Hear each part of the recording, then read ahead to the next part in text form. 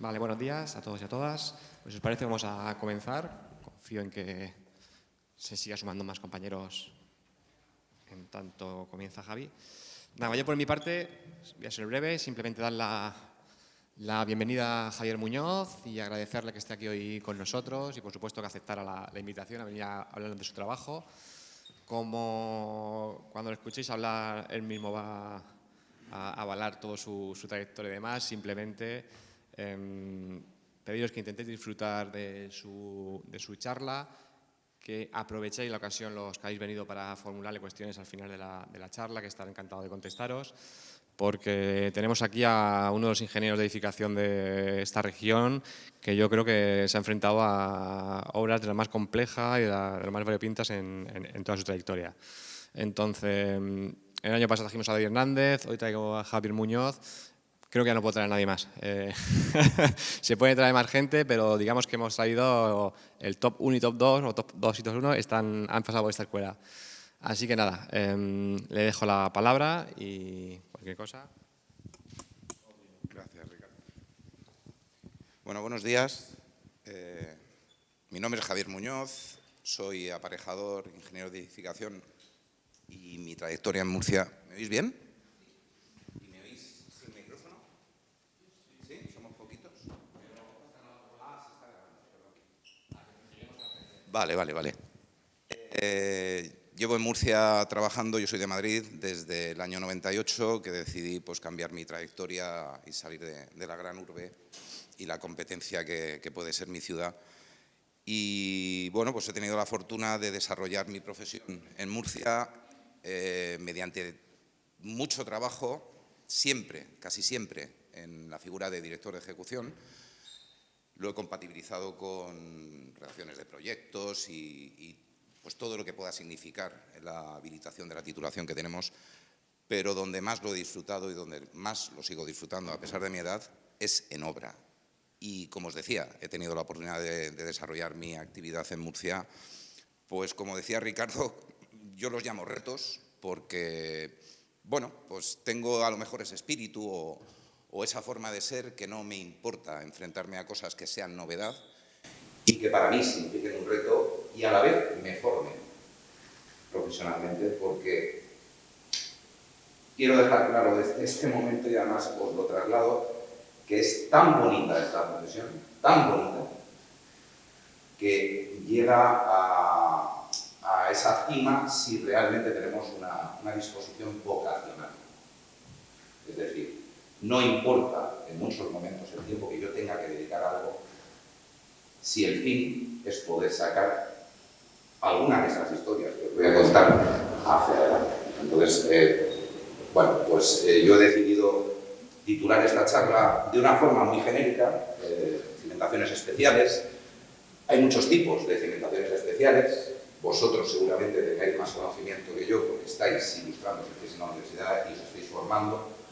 Pero yo os voy a hablar desde un punto de vista de ejecución de aquellas cosas a las que yo me he tenido que enfrentar en cimentaciones pues, muy particulares. Vamos a ver si esto funciona. Bueno, ahí tenéis un pequeño resumen de lo que os he contado, ¿no? Yo soy arquitecto técnico por la Universidad de Madrid, titulado en el año 92. Mi trabajo fin de carrera consistió en la realización de la estación de Canfranc, que recientemente pues, se está publicando, que por fin se ha abierto. Estamos hablando de hace 33 años, se inició este proyecto. Vale, os decía que bueno, pues, tuve la fortuna igualmente en mi proyecto final de carrera de desarrollar el final de la toma de datos de la estación de Canfranc para proceder a su rehabilitación. Esto fue impulsado por el gobierno aragonés a través de un contacto con el Colegio de Aparejadores con la Escuela Universitaria de Aparejadores y Arquitectos Técnicos de Madrid. Y durante 2 años se desarrolló ese proyecto, del cual nosotros en ese segundo año, pues no sé si éramos 3 grupos, terminamos esa toma de datos y terminamos un desarrollo de un anteproyecto de lo que ahora mismo, porque no se ha perdido mucho de aquello, pues es el hotel que se ha construido y se ha rehabilitado la estación, de 100 y pico metros de larga, y unas zonas comerciales que yo no sé si están terminadas, pero vamos, el espíritu es amparar todo ese espacio, que no sé si lo conocéis, pero es maravilloso y es un enclave brutal. Está encajonado entre montañas en el paso previo hacia Francia. Posteriormente me titulé como ingeniero de edificación debido al cambio de la titulación que tenemos y, bueno, pues fue algo que en principio nos inquietó a todos mucho porque no sabíamos si realmente teníamos que habilitarnos como ingenieros de edificación. Y esto ya me pilló en Murcia. Esto fue en el año en el 2011, en la Universidad Camilo José Cela, a través del Colegio de Aparejadores, tuvimos la oportunidad de formarnos como ingenieros de edificación a distancia. Nos examinábamos en Madrid, en la Universidad Camilo José Cela. Y bueno, pues mi formación, como os decía, pues he hecho un poco de todo. Yo empecé formándome como jefe de obra en Madrid, en una empresa constructora familiar, pequeñita. Entre los años 92 y 96 compatibilicé el último curso de proyecto con parte de trabajo, lo cual os invito a, si tenéis la oportunidad de hacer unas prácticas en su momento o meteros en el mercado laboral por ver cómo es incluso vuestros... No. Me levantaré y se perderá la grabación. Lo siento un montón, pero vamos, va con mi forma de ser. Vale. Bueno, pues, como os decía, me formé mi parte inicial en una empresa constructora, compatibilizando un último curso de mi formación académica, pues jefe de obra, es lo que me llamaban, y yo era el monosabio de la obra. O sea, yo era el ayudante del encargado, yo le tiraba el yeso al marcado de zapatas, bajaba plomos con una plomada y su nuez, aprendí una serie de habilidades necesarias que parece mentira, pero después en el transcurso de la profesión, el tener todo ese bagaje os permite o nos permite tener conocimiento de lo que estamos viendo y saber si las cosas se están haciendo con una aproximación fiel necesaria para lo que estamos haciendo. Entonces, bueno, pues son herramientas. Y no puedo por menos hacer mención aquí a un compañero mío al cual estimo y respeto muchísimo, que es David Hernández, que creo que conocéis de la charla del año pasado, que tuvo la destreza de dedicarse a trabajar de rodillas poniendo plaqueta y alicatando antes de formarse como aparejador. Entonces, bueno, no es que sea necesario, pero con esto quiero contaros que el gusanillo, de alguna manera, si os gusta esto, no perdáis ocasiones de arrimaros a una obra, de llevarle a alguien un cubo, de ver cómo se hacen las cosas, porque luego, durante vuestra vida profesional, eso lo vais a ver y vais a tener que, de alguna manera, intervenir. Si no se está haciendo correctamente, para eso hay que saber, ¿vale? Bueno, dentro de mi currículum, pues bueno, aquí digo coordinación de proyectos y responsable técnico en una empresa de acondicionamiento de oficinas. Posteriormente a esa empresa constructora yo me dediqué al acondicionamiento de oficinas, con una huelga japonesa permanente que significa el que una empresa cierra su mes de agosto y en un mes pues tú tienes que tirar una bomba en 1.000 o 1.500 metros de oficina, volverla a levantar, mamparas, instalaciones. Bueno, aquello duró lo que duró, fue muy interesante, fue muy estresante, pero posteriormente a esto es cuando yo decido salir de Madrid y me vengo a Murcia y vengo a trabajar a una empresa promotora. Yo venía aquí a bucear y en un café pues se tercia y a mí se me abrió una oportunidad de venirme a trabajar a Murcia, lo cual no dudé mucho y en cuestión de meses, si yo aparecí por primera vez en Murcia, en Mazarrón, en el año 98, en el mes de mayo, en octubre yo ya estaba aquí trabajando. Desde entonces, mi desarrollo con esta empresa promotora pues fue durante 5 años, hasta que la empresa decide cambiar sus huevos de cesta y se dedican a otra actividad, momento en el que yo me tiro al ruedo en el año 2003 como aparejador autónomo. En ese momento todavía no era ingeniero de edificación y empiezo pues a enfrentarme desde viviendas pequeñitas a cada vez obras con un poquito más de peso, cada vez más grandes, cada vez más retos, sin arrugarme a nada y disfrutándolo y, como digo yo, pasando alguna noche sin dormir, ¿no? Pero disfrutando sobre todo mucho de afrontar estos retos entre los cuales os voy a contar, me parece que incluye aquí información de, no sé, son 4 o 5 obras. Yo siempre lo pongo en mi currículum. Ahora yo no soy una persona que lance muchos currículums en ningún sitio, pero no me importa, y además lo digo con mucho orgullo, yo he compatibilizado mi trabajo como aparejador profesional liberal con el de entrenador de baloncesto, con alguna etapa profesional dedicada a esto. Sin ir más lejos, a partir del año 2008, aquí hubo una crisis importante de construcción. Bueno, pues hice un paréntesis, dejé de lado la arquitectura técnica y durante 2 años me dediqué exclusivamente a ser entrenador profesional de baloncesto. Llegué a estar en el equipo técnico del equipo de UCAM ACB, pero vamos, mi formación, que es a lo que voy, siempre ha sido con un ojo puesto en el mundo del deporte por una cuestión de formación personal.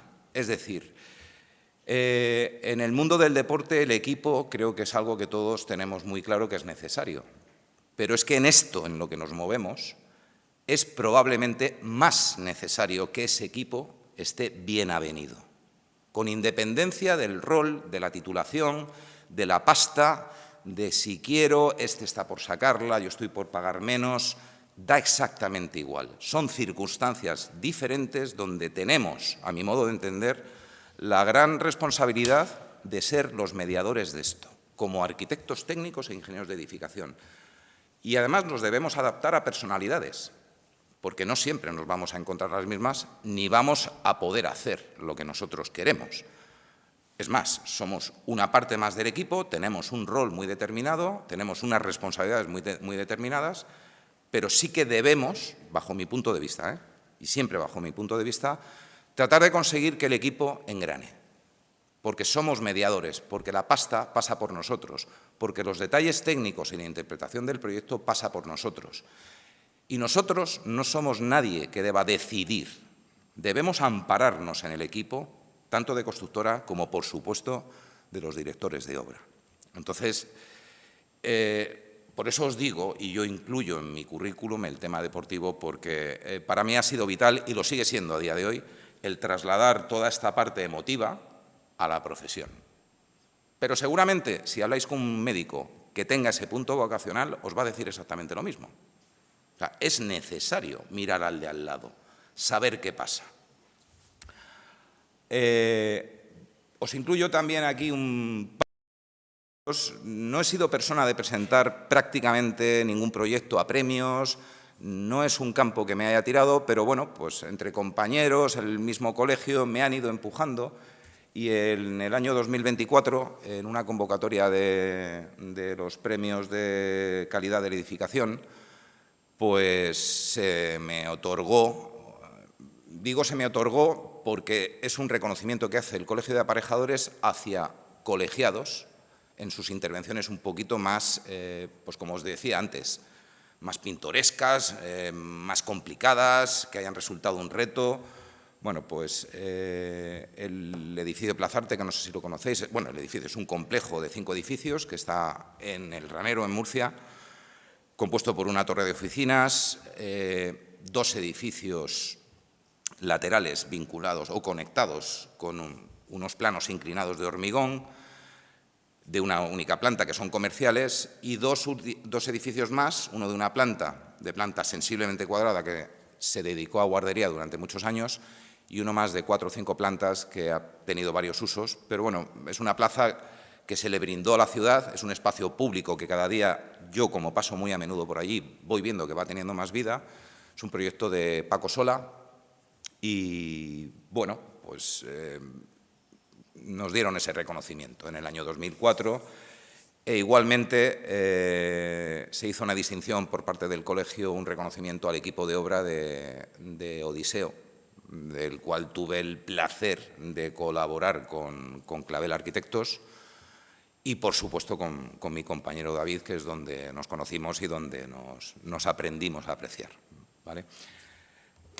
Obras más representativas, tampoco os voy a contar todo lo que he hecho, pero, bueno, como os decía, Plazarte, 51 viviendas de la cooperativa Tesalia, de la cual hablaremos un poquito más adelante, Odiseo como codirector de ejecución, 56 viviendas en Juan Carlos I, que también la incluyo aquí porque tuvo su qué, todo el tema de la cimentación.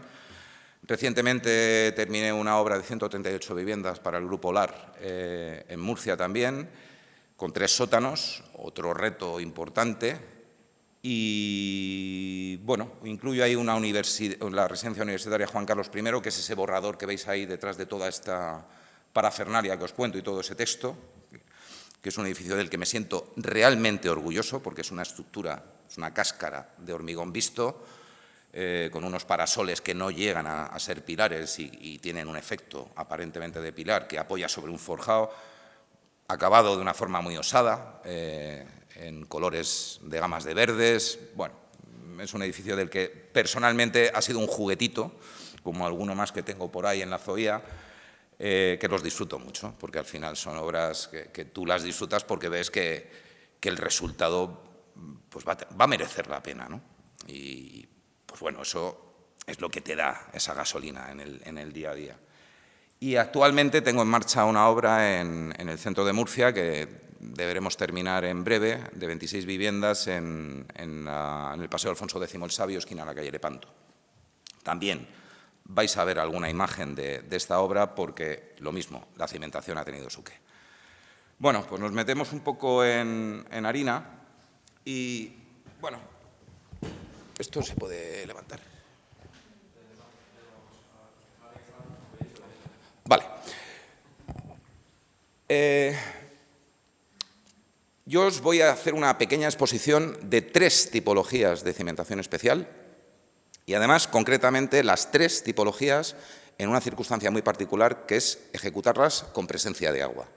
En Murcia tenemos la buena o mala suerte de que tenemos un nivel freático muy alto, y depende del estrato en el que nos movamos dentro de la propia ciudad, ese nivel freático puede tener una altura o puede tener otra. Entonces, es una consideración que de partida ya, porque todo el inicio de obra va a tener que ver con esto.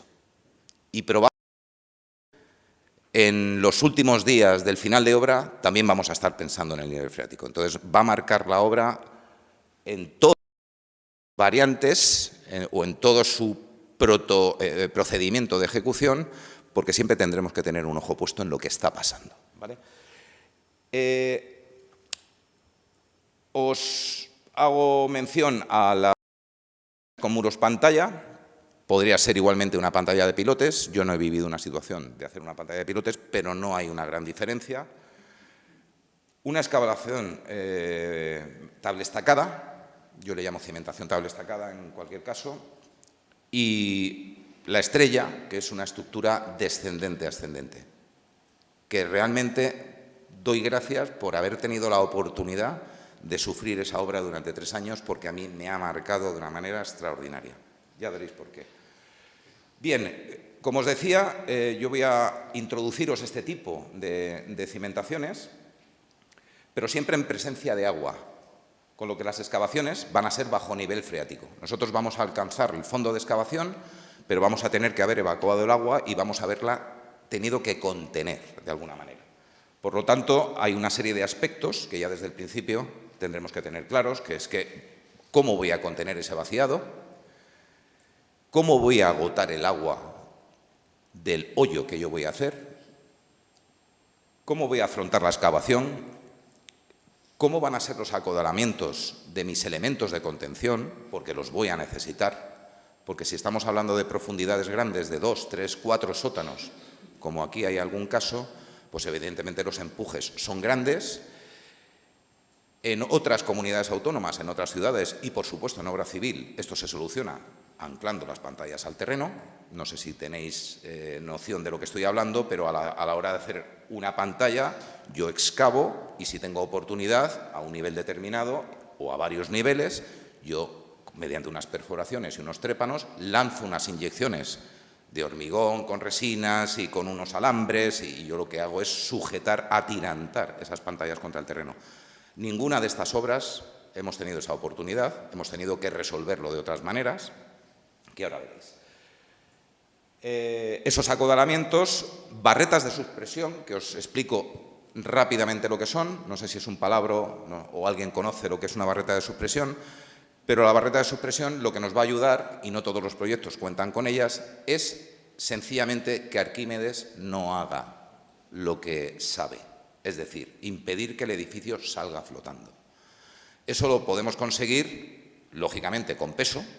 Alemania tiene la costumbre de que cuando hacen, también tienen presencia de agua en muchísimos sitios en Alemania, y ellos lo que hacen es, lo primero, un tapón de peso suficiente para que aquello no se mueva.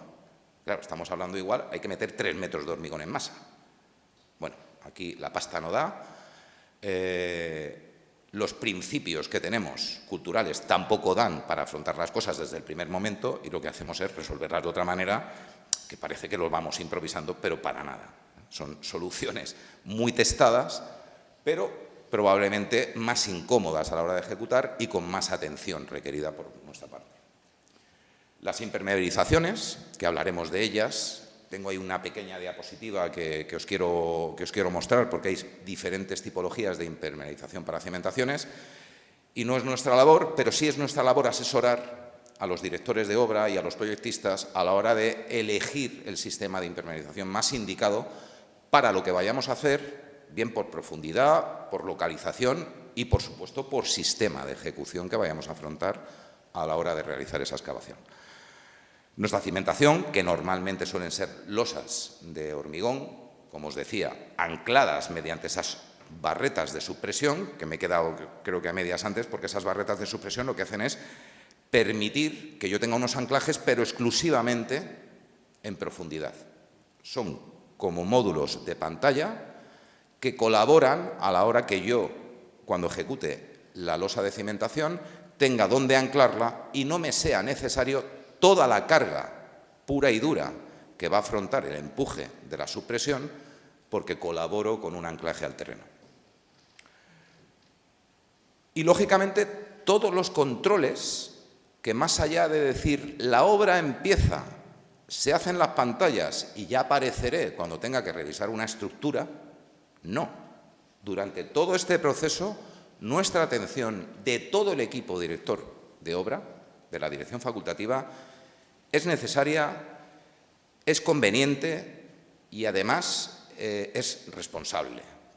Porque, como os decía, el agua va a empujar, nos va a generar problemas de impermeabilización y tenemos que estar preparados para saber lo que estamos haciendo, si funciona lo que hacemos y qué soluciones podemos tener que adoptar en momentos determinados en los que no funciona o pasa algo. Alguna anécdota vais a ver también, ¿vale?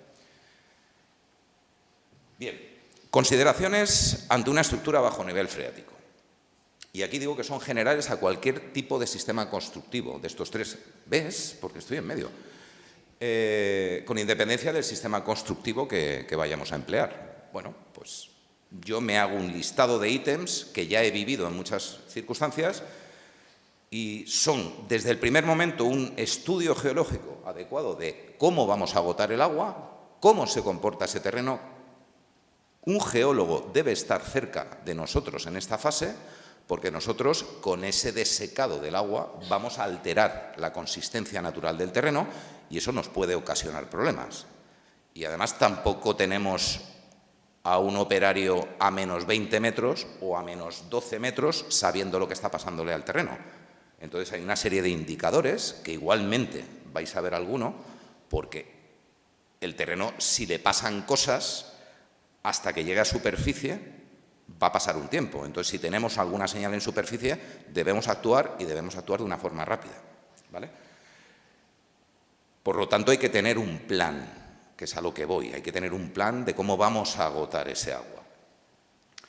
Tenemos que controlar esos vertidos de agua, porque nosotros vamos a estar succionando agua por muchos filtros que le pongamos a esas bombas lanza de esos well points o pozos de agotamiento que vamos a ejecutar. Debemos testear qué tipo de agua, qué contenido de finos tiene ese agua, porque si estamos arrastrando finos, algo pasa.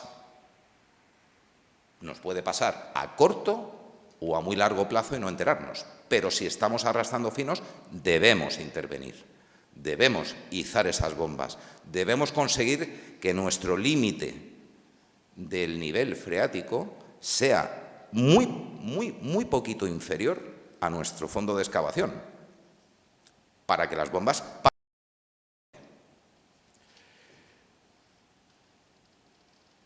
La observación de la decantación de los vertidos, os decía. El control de la contención.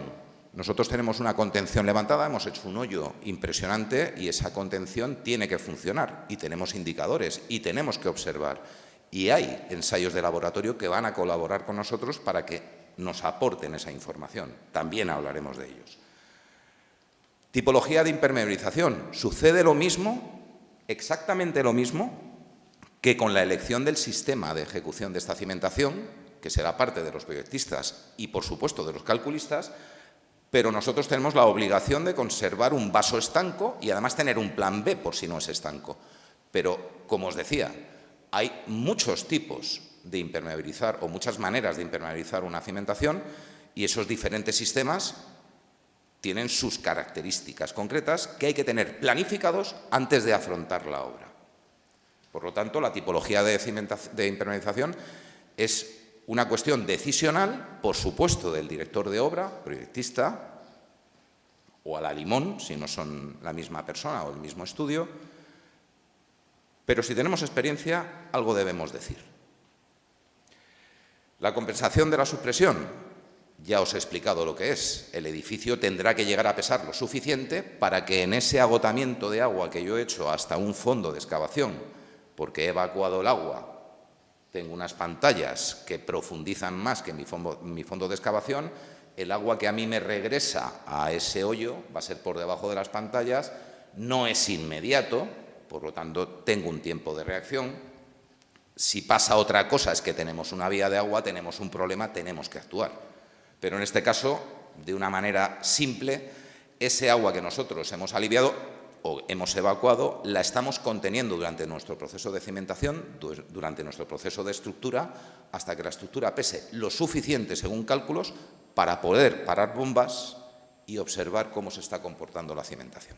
Perdón, la impermeabilización. En definitiva, la cimentación. E intervenciones posteriores. Eso lo dejo ahí abierto porque alguna anécdota vais a tener dentro de la charla donde lo vais a poder ver. Bien, bueno, os decía, sí, creo que es lo que he comentado, pues sí, muros pantalla, tablestacas y la estructura descendente. Bueno, pues la cimentación tablestacada no tiene mucho misterio. Sí, aquí en Cartagena probablemente en alguna obra portuaria habéis podido ver tablestacas, no dejan de ser unos chapones de acero de un espesor importante con una sección en forma de omega. No todas las tablestacas aguantan la misma carga, no todas tienen la misma longitud, igualmente conlleva un cálculo que normalmente los proyectos no desarrollan porque tampoco es su misión. Pero nuestra labor como directores de ejecución y, por supuesto, como directores de obra es velar porque la empresa que nos vaya a hacer esa cimentación o ese tablestacado nos aporte unos cálculos que vayan suficientemente soportados por un estudio de la propia empresa y avalados por el calculista o el proyectista. Entonces, eso es importante porque dentro de esa planificación debemos, porque todos sabemos que el tiempo prima, y si no lo sabéis os lo digo, la calle es así de criminal y el tiempo manda, pero manda en nuestra vida en general. Imaginaros si hay pasta de por medio, es una locura. Entonces, anticiparse a esto es necesario. Ese cálculo y esa decisión de qué empresa, si va a ser Birosque o va a ser quien sea, que nos vaya a tablestacar, tiene que estar en tiempo y forma, porque no se trata de empezar a clavar tablestacas mañana. No, ahí hay un cálculo que hay que comprobar. Y tenemos calles aledañas y vamos a tener una grúa torre. ¿Y dónde la vamos a situar? ¿Cerca, lejos del tablestacado? ¿Ese empuje está considerado? No. Una hormigonera llena de hormigón pesa un disparate. Al lado de un tablestacado, esa carga permanente o esa carga estática tiene que estar contrastada y comprobada. Entonces, esa parte de planificación es estrictamente necesaria. El proceso es realmente sencillo porque las tablestacas, para poder trabajarlas, normalmente lo haremos desde el interior de nuestro solar, lo que hacemos es un rebaje de aproximadamente 1 metro, metro y pico, o sea, más allá de un desbroce, hacemos un rebaje desde donde la máquina va a trabajar hincando las tablestacas. Ahora veréis cómo son esas máquinas, vais a ver tablestacas de pie. Esa foto que tenéis ahí arriba es un acopio de tablestacas una vez extraídas. Y aquí, en la imagen que veis, es un tablestacado completo desde el nivel, bueno, ahí se estaba iniciando ya la excavación, pero un poquito más bajo desde el nivel en el que se hincaron, ¿vale? Hacemos un rebaje inicial, hincamos esas tablestacas con unos equipos especiales. Posteriormente, llegaremos en nuestra excavación hasta la cota que marque el cálculo en el que hay que hacer un acodalamiento. Realmente ese nivel en el que veis esa foto que hay abajo a la derecha es en el que se hizo el acodalamiento que se descansa en el terreno, no hay que trabajar con un andamiaje, más allá que el izado final de unos centímetros a donde vayamos a colocar nuestro acodalamiento para que una vez colocado podamos seguir bajando. La continuidad de la excavación, la impermeabilización que vayamos a adoptar en este sistema o en esta obra por prescripción y posteriormente a esa impermeabilización nosotros con la excavación hecha hacemos una losa o nuestra cimentación y posteriormente levantamos nuestra obra de una forma tradicional, con muros, eso sí, encofrados a una cara, con una particularidad que ahora os contaré, porque evidentemente nosotros no vamos a encofrar a una cara y que la cara externa sean las tablestacas, en ningún caso. Tendremos que adoptar algún elemento que nos saque o nos separe el tablestacado de nuestros muros de contención para poderlas extraer después de una forma sencilla. Por eso os digo que los puntos 8 y 9, que serían repetitivos en función del número de sótanos que tengamos, pues tendrán que ver con una estructura tradicional, sencillamente con encofrados a una cara y la particularidad que ahora vemos, y siempre con una flecha que veréis en los 3 sistemas, que es el control del nivel freático. ¿Qué le está pasando al terreno? ¿Cómo evoluciona?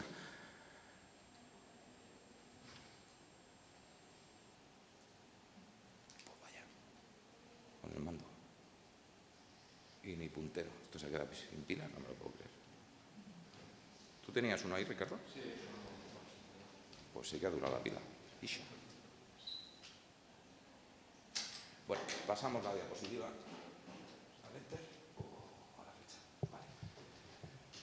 Bien, os traigo imágenes de 2 obras. Vale.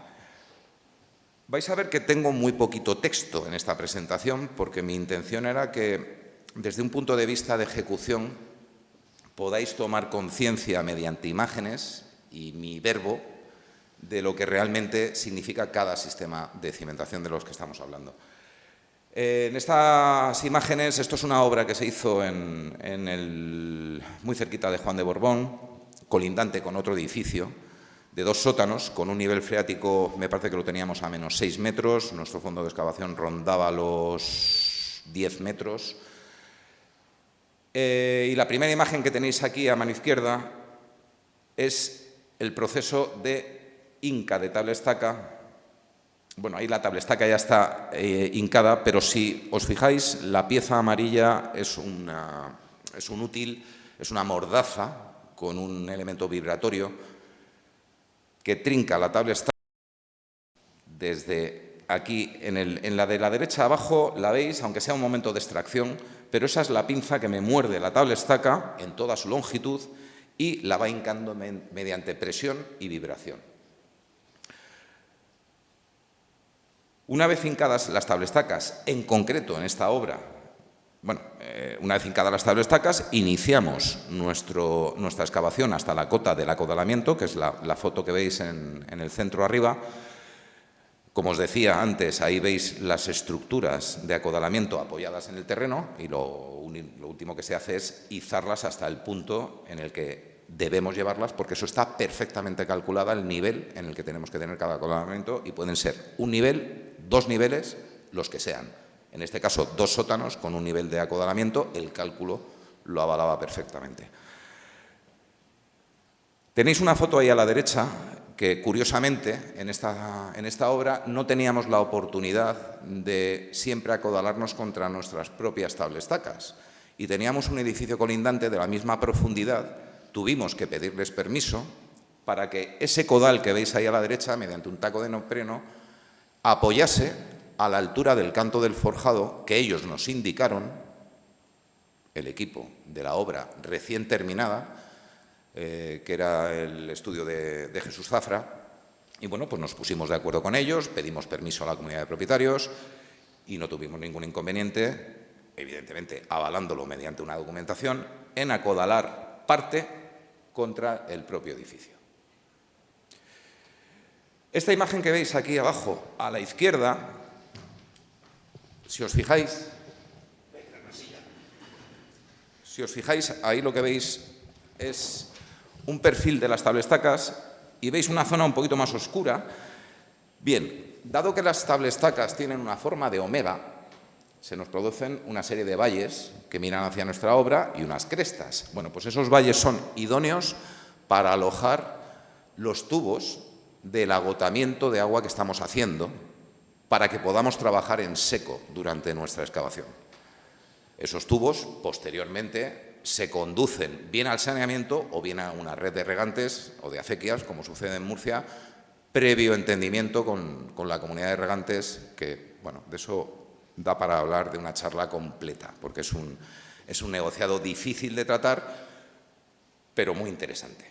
Porque yo creo que pocas ciudades en España disponen de una red de acequias con unos organismos que las controlan de la forma que las controlan, pero vamos, si tenemos oportunidad, porque pensad que las aguas freáticas son o sea, tienen un grado de pureza altísimo. Entonces es un agua que si la vertemos al saneamiento, aparte de pagar un canon, porque eso tiene un coste y no pequeño, estamos desperdiciando una cantidad enorme de agua. Entonces, el tener la oportunidad de verterla en una red de acequias que va a tener un retorno hacia el regadío de toda la huerta de la zona, pues evidentemente es un beneficio para todos.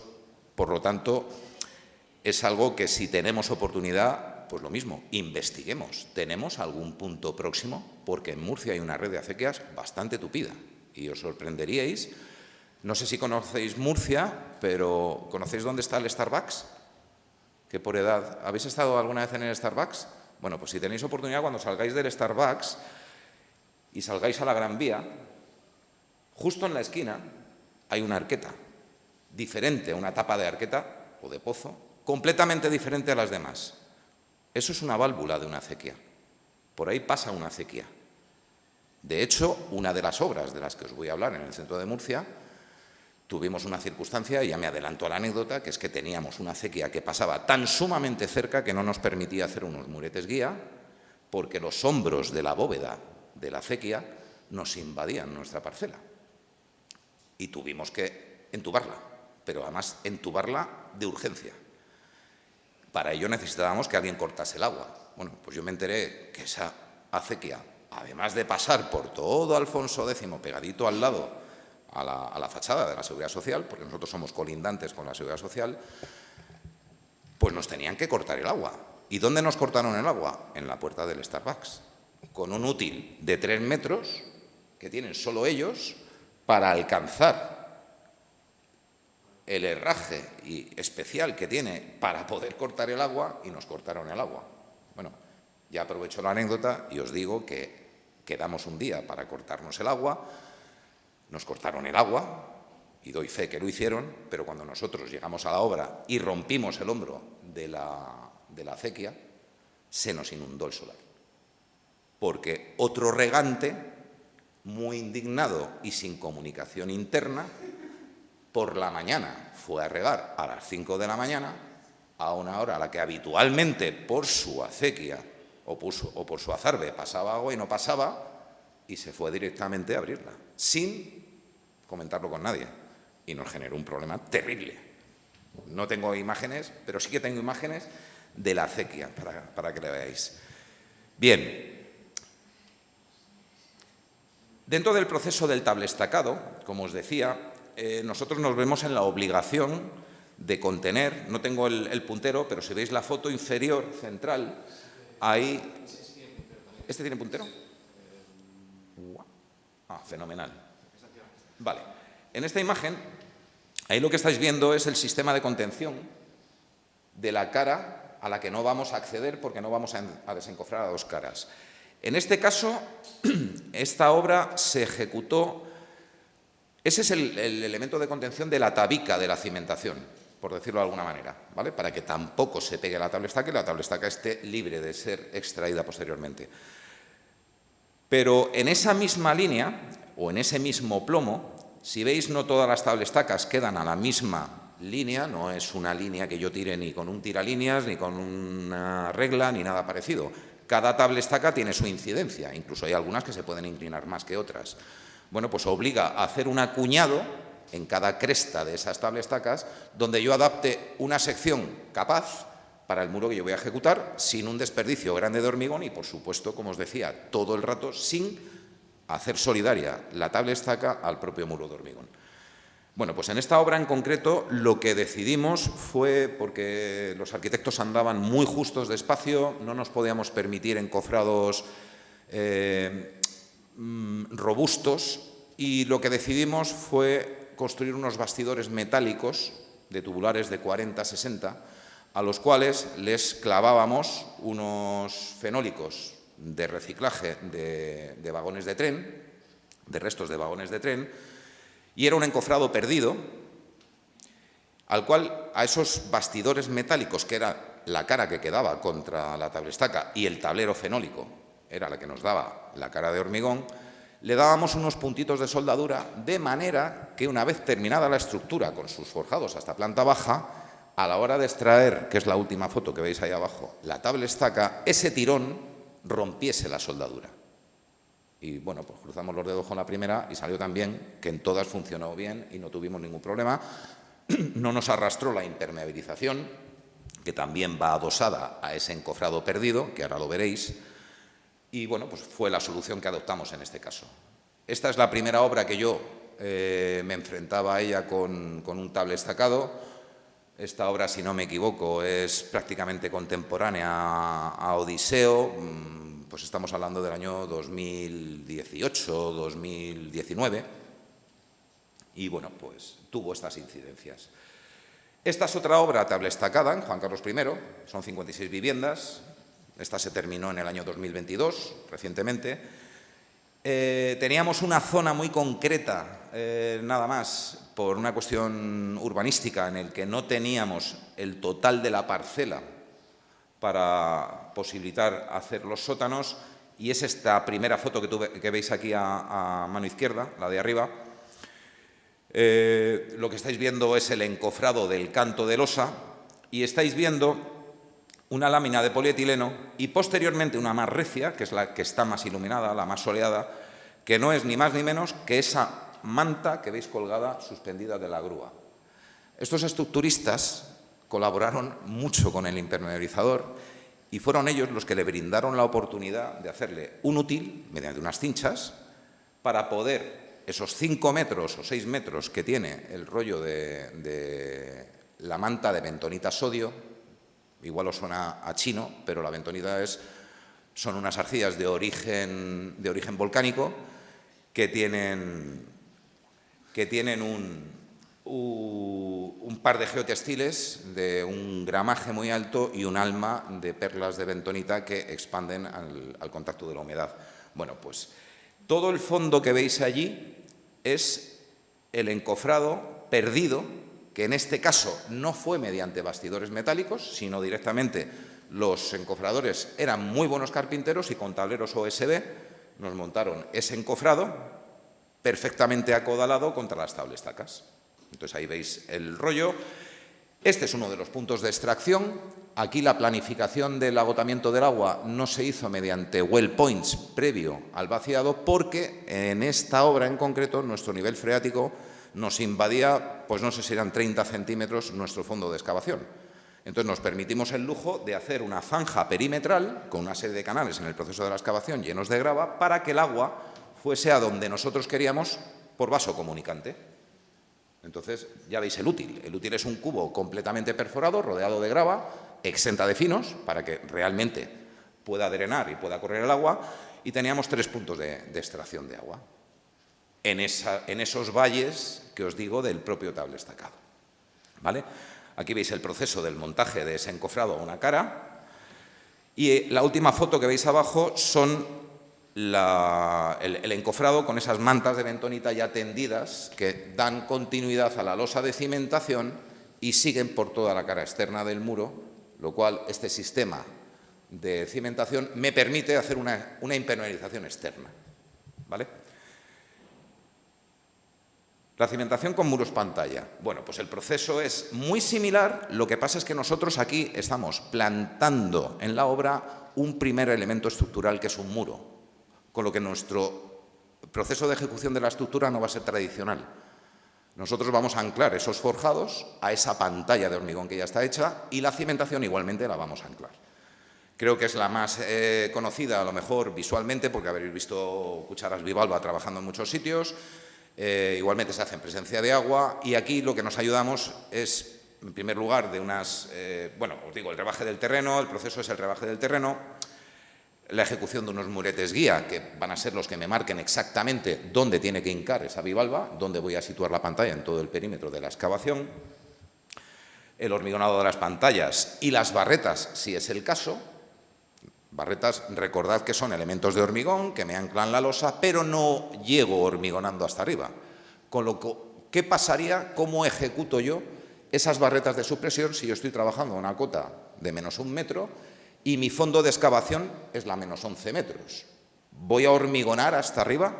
Complicado. Tened en cuenta que cuando yo abro una zanja con una bivalva la tengo que llenar de lodo bentonítico para que no se me cierre esa excavación, que es lo que me lo está conteniendo, hincada la armadura y con un tubo tremi yo lo meto al fondo y a la vez que voy hormigonando voy recuperando los lodos.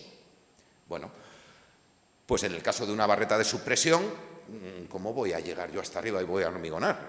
Luego la excavación tengo allí unos pilares maravillosos. Entonces lo que hacemos es, como se miden las profundidades o se medían las profundidades en los galeones, tirando un cabo, cuando se amolla, yo sé en qué punto tengo el hormigón y yo sé a qué nivel lo quiero tener, que es mi fondo de excavación, mi elemento de cimentación. Todo lo demás lo voy a llenar o de mortero o de grava y voy a llegar a la cota de trabajo. De forma y manera que cuando yo empiece a excavar, si es grava, directamente, a medida que me estoy aproximando a un elemento de estos, la grava corre. Y si es mortero, también lo voy a ver, porque se utilizan morteros pobres para poder romperlos fácilmente y sobre todo identificarlos en el momento de la cimentación, ¿vale? El hormigón de pantallas y barretas, la excavación hasta el nivel del acodalamiento, vuelve a ser lo mismo. Esa instalación de acodalamiento, continúo con la excavación hasta el nivel de fondo de cimentación, la impermeabilización que hayamos decidido que vayamos a emplear y, lógicamente, pues ya esos anclajes y esa evolución de mi estructura, tanto en cimentación, pilares forjado anclado a la pantalla, que también tiene, eso sí que aparecerá, por supuesto, en un proyecto donde veréis claramente vuestros planos de despiece, os dirán qué tipología, cuántos redondos, a qué distancia, qué calibres, y os encontraréis con barras del 32 en algún caso, que no está nada mal, ¿vale? Para una estructura, sobre todo, en obra de edificación. En obra civil no os digo nada, pero no, en edificación hoy en día encontrar barras del 32 es complejo y suele ser un problema. Bueno, esta es la obra de la calle Alfonso X el Sabio en Murcia, son 2 sótanos y esta primera foto que veis aquí arriba a la izquierda, esa es la acequia. O sea, esa alineación es el paseo Alfonso X el Sabio y el hombro derecho de esa bóveda nos invadía.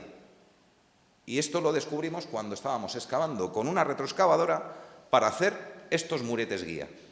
La segunda foto que veis arriba, esos son los 2 muretes guía que me van a guiar a la bivalva para que yo tenga un correcto aplomado y una correcta posición de la pantalla, más allá de que pueda teclear o se pueda desplomar por algún cabeceo que pueda tener, sobre todo el plano de trabajo en el que trabaja la máquina, porque las máquinas de excavación de bivalvas trabajan por gravedad, es decir, pesa tanto el elemento que no hay realmente una guía. Es un cableado que se guía por parte de los operarios a que entre en ese molde que hemos generado con los muretes guía y por gravedad va encontrando su plomo. Por lo tanto, cuanto mejor esté nivelada la máquina, más fácil y más garantía tendremos de que eso sea efectivo y que realmente tengamos un plomo. os estoy dejando guindas a comprobar. Es decir, yo entro en una obra y parece una tontería, pero yo tengo que pedirle al de la máquina que me dé el nivel. ¿Tenéis algún nivel con la máquina? Coño, es que no, vamos a verlo, porque lo que no tengo ganas es de excavar y que resulta que la plaza 33 no me cabe. Entonces, y es una cimentación suficientemente fiable como para que el confinado que yo tenga de ese hoyo tenga su garantía, ¿vale? Bueno, pues ahí veis la incidencia de la acequia, ahí veis los muretes guía, en este caso medianeros, y esto que veis ahí a la derecha, eso es un molde, no sé si lo veis bien. Este es, ¿no? Uy, ¿qué? ¿Este? ¿Este de aquí? Ah, este. Vale. Ese molde que veis ahí, eso es un molde para una barreta de supresión. Estamos en el plano de trabajo. Bueno, la obra se pone perdida, por supuesto, de todos los restos de lodos, se genera un barrizal importante, el cual hay que ir asistiendo en una limpieza, porque además necesitamos ver lo que se está ejecutando, porque al hormigonar esas pantallas es necesario que el hormigón desborde para tirar cualquier resto de lodo bentonítico y que no se me quede contaminado. Posteriormente podremos hacer un trabajo de descabezado de esa pantalla mediante picado con compresor, pero cuanto menos azúcar haya que meterle a esa partida, más fácil. Y es más barato perder algún metro de hormigón que no tener 2 o 3 operarios picando a muerte, ¿vale? Eso es un molde que está perfectamente situado en su sitio para que ahí hagamos una barreta de supresión debajo, en este caso, de un pilar. O mejor dicho, en ese caso, debajo de una pantalla de uno de los huecos de ascensor. Entonces el molde está, aunque lo veáis ahí arrumbado, porque no es otra cosa, está perfectamente nivelado y está perfectamente ubicado por un topógrafo. Ahí la bivalva trabajará y yo haré mi barreta de supresión, hormigonaré al punto que me requiera y completaré. En este caso se completaron con mortero.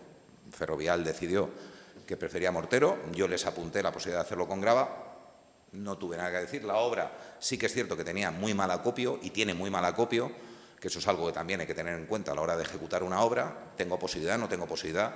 Aquí en esta obra, sin ir más lejos, no sé si veis ahí, bueno, la segunda foto inferior de la izquierda, que veis la bivalva descargando en el camión.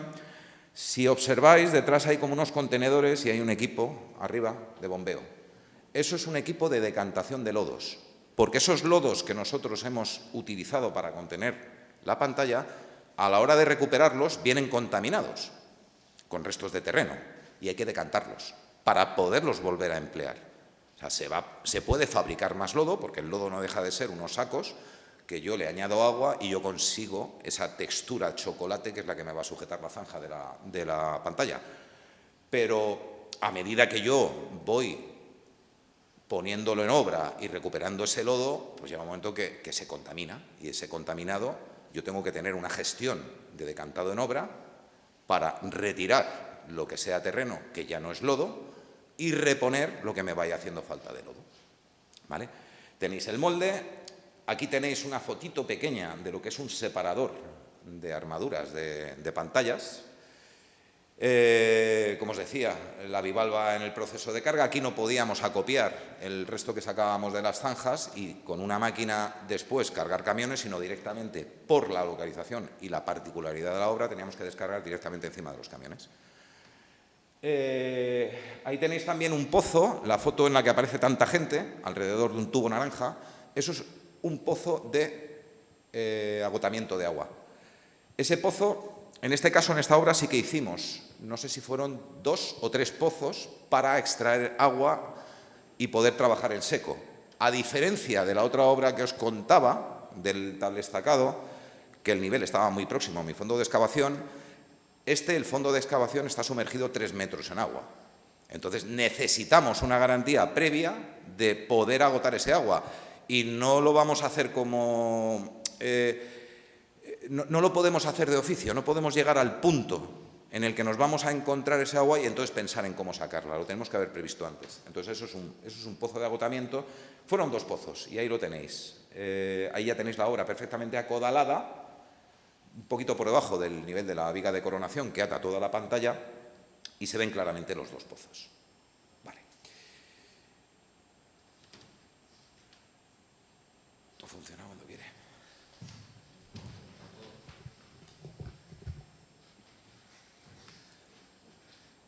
Vale. Esta es otra obra de pantallas de 138 viviendas. Aquí eran 2 sótanos. Y bueno, pues tenéis otra parte del proceso. Veis aquí trabajando perfectamente en la primera foto cómo está la bivalva enhebrada en los muretes guía. Esta es la fase de la colocación de la armadura con esa zanja completamente llena de lodo, donde los operarios ahí lo que están haciendo es colocando sus separadores para que tengamos garantía de que el recubrimiento de hormigón, pues al menos son 7 centímetros. Estamos hablando de un hormigón que va directamente contra un terreno, puede ser o no agresivo, eso ya dependerá del ambiente con el que pidamos ese hormigón o vaya calculado el hormigón, pero lo que sí necesitamos es recubrimiento. O sea, el recubrimiento, grabaros esto, yo no sé si me va a dar tiempo probablemente a contaros todo lo que os quiero contar, no me va a dar tiempo, pero sí que os voy a lanzar cosas que es importante que las tengáis claras el día que os tiréis a la calle a trabajar, en el sector que estéis. Da exactamente igual. Los recubrimientos en el hormigón son la clave. La clave. Podremos haber cometido algún otro tipo de error, pero procurad que nunca sean a través de los recubrimientos o por motivo de falta de recubrimiento, porque las patologías que ocasionan son muy severas y son patologías estructurales. Entonces, os dejo ahí la perla para que, si algún día cuando estéis en la calle, oye, pues vino un tío un día a la universidad y me contó. Muy importante, muy, muy importante. Bueno, más fases del proceso. Ahí veis un tubo TREMI. Ahí lo que estamos haciendo es bombear hormigón hacia ese tubito que va enhebrado dentro de la armadura, porque nosotros a la hora de hormigonar no metemos la canal y la tiramos y que caiga directamente el hormigón a la zanja. Se generaría una disgregación de áridos terrible y muy mala para el hormigón, con lo que lo tenemos que canalizar hasta el fondo. Eso se hace mediante los tubos TREMI y a medida que vamos hormigonando vamos rescatando el tubo. ¿Vale? Son modulares, con lo que yo puedo ir rescatando por piezas. O sea, yo saco una pieza, desmonto la embocadura y se la monto a la siguiente. De forma manera que yo vaya acompañando el nivel del hormigonado durante todo el proceso. Bueno, son diversas imágenes. Aquí tenéis, en esta obra se plantearon 6 well points, 6 pozos de agotamiento, que también tienen su tinglao de estructura auxiliar, porque eso va a estar ahí durante unos meses y tenemos que tener habilitado de alguna manera cómo vamos a estar extrayendo el agua, sin necesidad de mover tuberías todos los días, sencillamente con pasos a través de los forjados. Y eso es un detalle de los anclajes de la losa de cimentación. Esas barras son del 25, son 4 niveles de anclaje, y las barras están separadas entre 15 y 20 centímetros. Dependerá de la solicitación que tenga la cimentación, el que esos anclajes sean más, menos tupidos, de más, de menos calibre, de más o de menos niveles. Van hincados con resinas epoxi, perfectamente prescritas. Sí podemos ir a alguna similar, pero sí que es importante que esos anclajes pues funcionen correctamente. ¿Vale? Y ahí tenéis una visual, porque fue una obra muy, muy gráfica. El arquitecto, en este caso Manuel Costoya, pues tenía un dron y disfrutaba como un niño todos los martes haciendo un sobrevuelo a la obra, y bueno, pues ahí hay fotos muy, muy curiosas.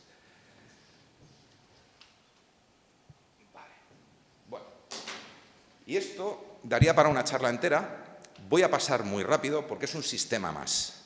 Pero es un sistema realmente muy poco empleado. Sí que en Murcia se hizo una obra prácticamente contemporánea a la que yo hice, que además hizo el estudio de Clavel. La dirigió un compañero mío, Gil de Pareja, Juan Pablo Gil de Pareja. Pero bueno, tenía otras incidencias porque la obra que ellos hicieron, que no sé si... ¿Quién fue? ¿Dragados o quién hizo esa obra? no me acuerdo. Pero ahí se emplearon elementos prefabricados. Y ahora os diré cuáles se emplearon prefabricados. Bueno, las estructuras descendentes lo que implican, os lo voy a contar mejor con los pequeños croquis que tengo aquí del proyecto.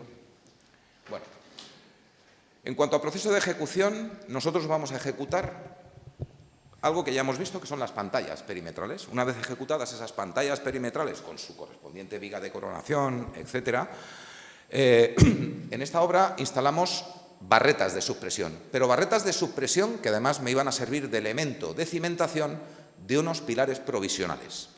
Ahora entenderéis. A partir de tener toda la pantalla completa y esos 60, 70 barretas de subpresión con su correspondiente pilar provisional metálico, iniciamos nuestra excavación hasta la cota de acodalamiento. Ahora lo vais a ver directamente, ¿vale? Perdón, hasta la cota de acodalamiento, lo que pasa es que aquí la cota de acodalamiento coincide con la cota del forjado -1.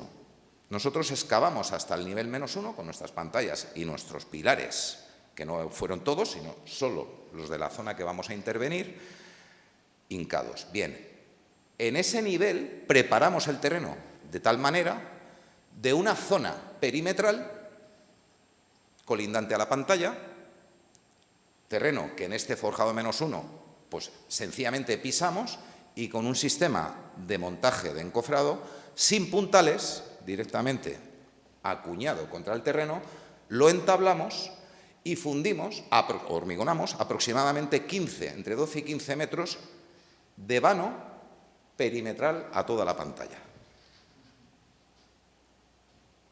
Vamos a ver. La primera es la de las barretas.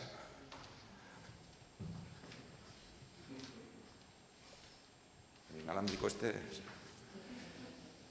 La segunda imagen que veis es el sótano -1. Las bandas... Y además no es todo el perímetro, sino tenéis la banda derecha, la banda izquierda y un fondo. Ese forjado se hormigonó contra el terreno y se empleaban de pilares aquellos pilares que habíamos hincado provisionalmente dentro de las barretas. Es decir, vale.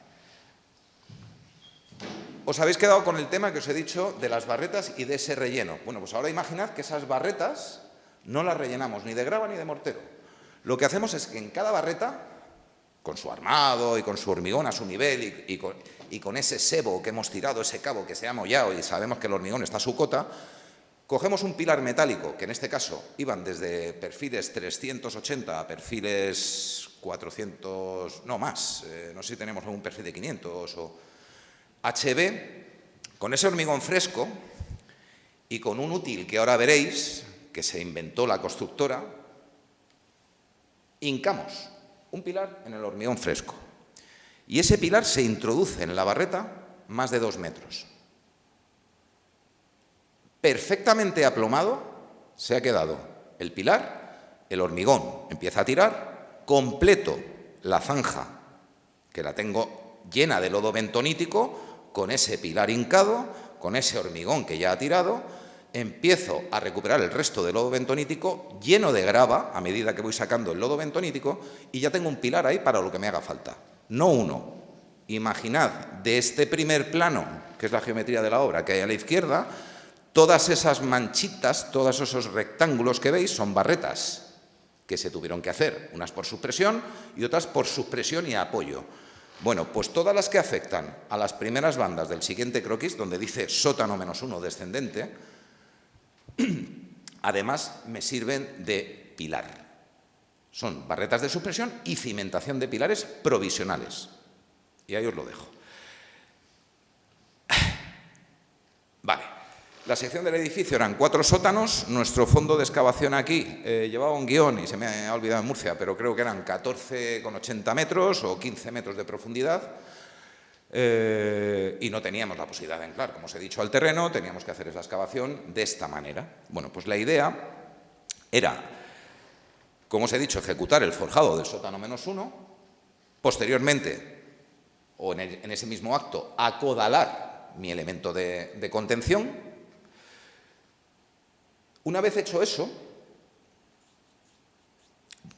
hay una parte que me he saltado. Cuando yo hormigono el forjado del nivel -1 de esas bandas, tengo que montar unas crucetas en los pilares.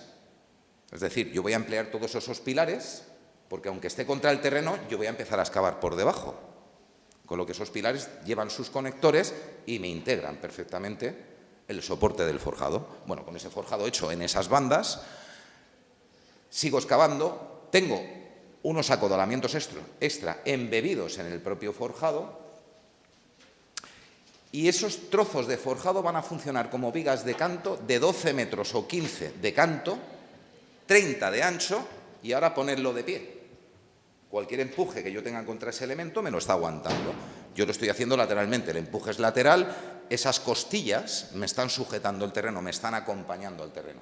Y ahora prosigo con mi excavación. Evidentemente, en un sótano de altura yo no meto una giratoria en 3 metros de altura, ni una mixta. Yo me tengo que ir a buscar ahora el sótano -3. Mi excavación va a hacer exactamente lo mismo y voy a acondicionar el terreno.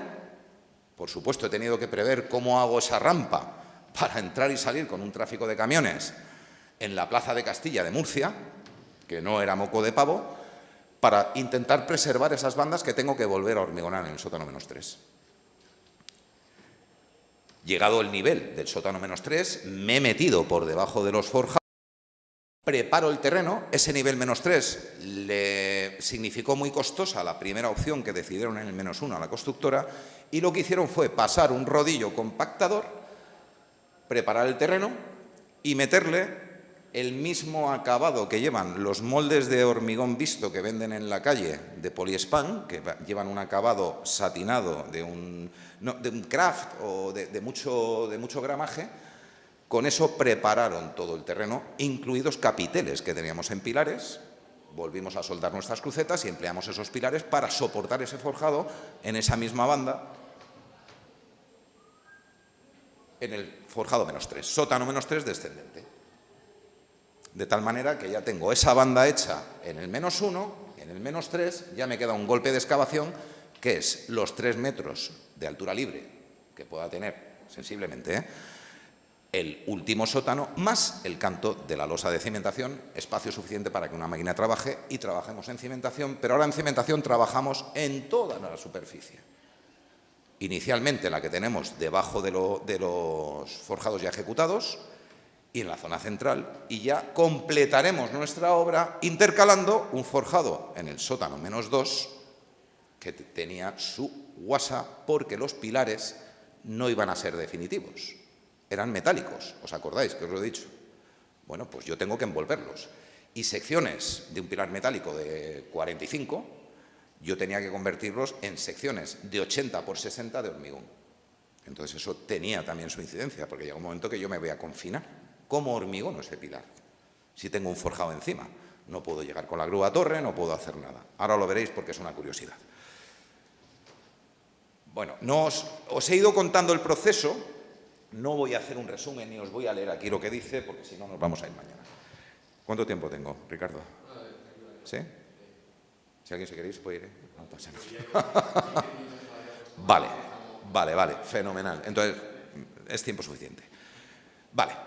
Bueno, esto es una visual de la obra en la fase descendente a nivel -3. Ahí veis el forjado de planta -1, como os he contado.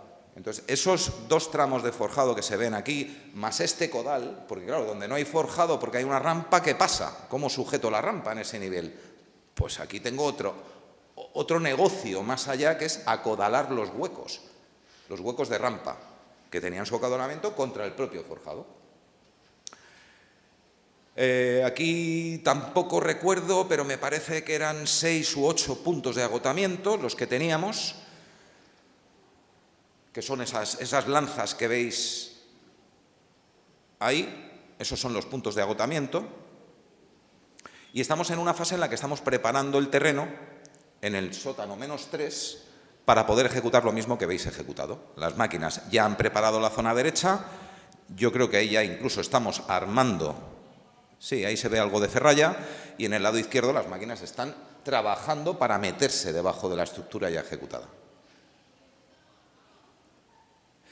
Aquí a la izquierda lo que veis es el esquema del plano de obra del calculista, en este caso José Cerezo, Ingeniería, que era quien calculó esta obra, con una proximidad permanente con el equipo de obra. O sea, le molestábamos mañana, tarde y noche durante todo este proceso porque había incidencias y había algunas indefiniciones o dudas o decisiones que tomar de oficio que nadie iba a inventar sin el soporte de un calculista. Bien, pues aquí tenéis el esquema de lo que os contaba del pilar metálico. Esta es la barreta de subpresión, perfectamente armada. Esa es la losa de cimentación y ese es el pilar que hemos hincado con hormigón en fresco para que nos sirva de pilar auxiliar o pilar provisional durante el proceso de ejecución. ¿Vale? Ahí arriba tenéis en planta el armado que llevaba esa barreta. Y aquello es un esquema hecho, en este caso, por el propio calculista, donde, bueno, pues hicimos, esto nos sentamos él y yo, 2 estudios, no sé si veis los 2 estudios de las rampas que hicimos para poder acometer esto. Esta es una primera rampa que entrábamos desde la calle Asturias, pero era una calle muy estrecha, muy complicada, no teníamos un ancho suficiente, no nos daba mucha garantía. Y esta otra, que fue la que definitivamente se hizo, bueno, que es esta, que esto de aquí es la Plaza de Castilla. La Escuela de Idiomas está ahí a la derecha. Esto nos implicó, sobre todo la empresa constructora, una coordinación extraordinaria a nivel de tráfico con la policía local, porque hay horas determinadas en las que esa plaza, hasta hace nada, ha sido punto de encuentro de los BlaBlaCar y de todo el mundo que se mueve en Murcia con algún aspecto colaborativo, salen desde ahí. Entonces era muy, muy, muy complicado, pero fue la que finalmente decidimos por conveniencia y por capacidad. Estamos hablando que al final hubo zonas de la rampa que la teníamos a un 21%, para poder alcanzar ese fondo de, vamos, los camiones y los dumper y por supuesto las máquinas no tienen por qué trabajar en una pendiente de un 16%, pero en cualquier caso, ojo, porque son pendientes muy pronunciadas y un camión cargado, pues bueno, tiene sus incidencias. Había que preservar además los taludes sin que nos invadiesen demasiado la zona que nosotros teníamos que ejecutar. Entonces, estas cosas había que irlas bregando día a día. Vale, bueno, habéis visto la planta de barretas, que es desde ese rebaje, el sótano -1, el sótano -3 y aquello del final es la cimentación, la losa de cimentación. Aquí faltarían, pues lógicamente, el forjado -2 y el forjado de planta baja, que ya se hizo de una forma tradicional, porque nosotros atacamos todas estas pantallas y todo lo que hicimos aquí, lo hicimos desde la cota -3. O sea, nuestra llegada era ese primer sótano. Una vez que llegamos al primer sótano, para nosotros era llegar a casa y a partir de ahí ejecutábamos con 3 metros de nada, ya veis, con 3 metros de nada, que en muchos casos es un problema, pero continuábamos, la pantalla sí que llegaba hasta arriba, pero nosotros continuábamos con nuestra ejecución de una forma un poquito más tradicional. Bueno, aquí tenéis fotos del proceso descendente. Esto que veis aquí arriba a la izquierda es el útil que se inventa la empresa constructora y nos propone para garantizarnos que los perfiles metálicos se van a situar topográficamente en su sitio y además a plomo. Tenían una serie de útiles con unos usillos que los regulaban en altura y en un plano. Entonces establecíamos unas coordenadas X e Y origen de una de las caras del pilar metálico y con los usillos tanto de nivel como de aproximación ajustar la escuadría del perfil para que no tuviese un baile y pudiese encajar perfectamente. Trabajo reconocidísimo, durante toda la obra. Esto nos ayudó muchísimo a ser óptimos en nuestro rendimiento. Bueno, ahí tenéis el forjado -1. La siguiente foto que hay a la derecha, eso es el forjado -1 montado. ¿Veis que no hay puntales? ¿Veis que hay nada más unas cuñas? Pues lo que os contaba, preparo el terreno, acuño y monto ese entablado, ¿vale? Justo debajo veis el forjado -1 preparado, completamente entablado, en proceso de ferrallado y con las crucetas metálicas que me van a servir de conectores entre el forjado y el pilar metálico para sujetarme, cuando yo me meta debajo, un forjado que no va a tener carga. Ese es el proceso. Bueno, ahí tenéis también un momento de hormigonado de una de las barretas y aquí tenéis el útil. Yo no sé, porque estoy sufriendo por ti, porque la silla me da la sensación. El útil, ahí lo tenéis. Pues en vivo y en directo. Ahí es donde estamos hincando un pilar con ese hormigón fresco y que no se nos ponga duro, porque entonces no lo hincamos. O sea, ya la siguiente solución habría sido meter otra armadura, fundir la pantalla entera y tener un pilar como un monstruo, que después habría que picar, porque no iba a ser un acabado, ni mucho menos buscado, y por supuesto no iba a tener unas dimensiones como las buscadas, porque una mordida de una bivalva, pues por lo menos el 1,80 m te lo abre, y no eran pilares de 1,80 m de geometría, ¿vale? Ahí tenéis el forjado completamente hormigonado, y si veis, nosotros ya dejábamos unas esperas para poder envolver esos pilares metálicos con nuestros pilares de hormigón. Esas esperas están metidas antes de hormigonar a porrazos clavadas en el terreno, porque estamos hablando de barras del 25, que a lo mejor tienen una longitud de solape o de anclaje, en este caso el 50% del solape sería el anclaje, pues os hablo de cabeza, a lo mejor es un 80, no lo sé, pero yo tenía que dejar esas esperas, porque yo después iba a armar los pilares y tenía que tener un solape con el siguiente, de la siguiente planta. Bueno, pues ahí las tenéis. Y en este otro caso, lo que tenéis es el desde su fase de excavación, a buscar la cota, el proceso en el que ya estamos terminando de sacar tierra, todavía veis que hay tierra al fondo, todo eso se ha sacado metiéndose con las máquinas debajo, y aquí ya lo tenéis preparado con ese craft contra un hormigón de limpieza, esta parte de aquí, eso es el hormigón de limpieza, ahí tenemos un craft de un gramaje alto, que nos dio un acabado de lujo, mínimamente rugoso, pero completamente satinado. Nos dio un acabado fantástico. Y ahí ya tenéis, en la parte en la que yo ya he llegado al fondo de excavación, foto de aquella de allí, ahí ya la máquina lo que está es retirando su rampa, o la rampa de evacuación de tierra. Ya tenemos la cota de cimentación y justo esta foto estamos avanzando fuera de las zonas en las que hemos trabajado en descendente. Ya estamos saliendo con esa excavación a cielo abierto. Imaginaros una cantera, esto era una cantera, había que ir a trabajar no a una obra, sino a una mina, tal cual.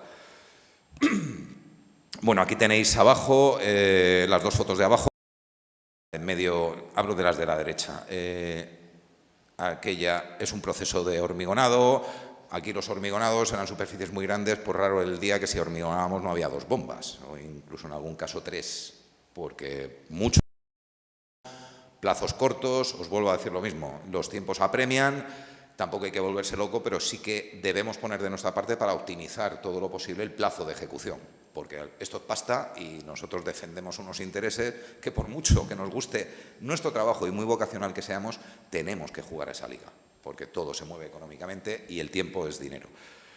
Y esta última de abajo, pues es desde otra perspectiva también ese momento de hormigonado de la losa.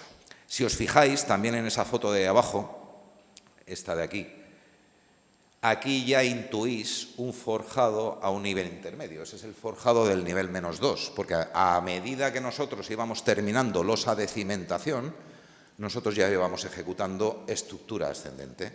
Teníamos una fase descendente y otra ascendente. Todas estas tienen que ver con ese proceso descendente, excepto lo que os contaba. Bien. Bueno, esto es el procedimiento mediante el cual nosotros hormigonábamos los pilares que se nos quedaban embebidos entre forjados. Es decir, yo tengo que completar el pilar metálico y lo tengo que envolver de hormigón. La armadura de la espera ya hemos visto cómo estaba. Ahora tengo que armarlo in situ, de oficio. No es decirle al de la ferralla que lo monte en su taller o que lo monte allí al lado de donde tienen los acopios, sino había que ir con las barras medidas, con los estribos, montarlos in situ y envolvíamos la armadura definitiva. Estos son los planos de estructura que nos indican el procedimiento. Nosotros alrededor de los pilares, cuando hormigonábamos el forjado de arriba, es decir, el -1, porque nosotros vamos a hormigonar después con conflicto ese pilar que va de -2 a -1, y lo tenemos que, o de cimentación a -3, y tenemos que hormigonar desde arriba. Bueno, pues lo que teníamos era una previsión de unos pasatubos, 1, 2, 3 y 4, que lo que me iban a permitir era tragar un volumen de hormigón importante, pero no de cualquier hormigón. Tenía que ser un hormigón autocompactante. ¿Conocéis el hormigón autocompactante? Bueno, pues es un hormigón exento de necesidad de vibrado. Es un hormigón que aquí tenéis cuál es su ensayo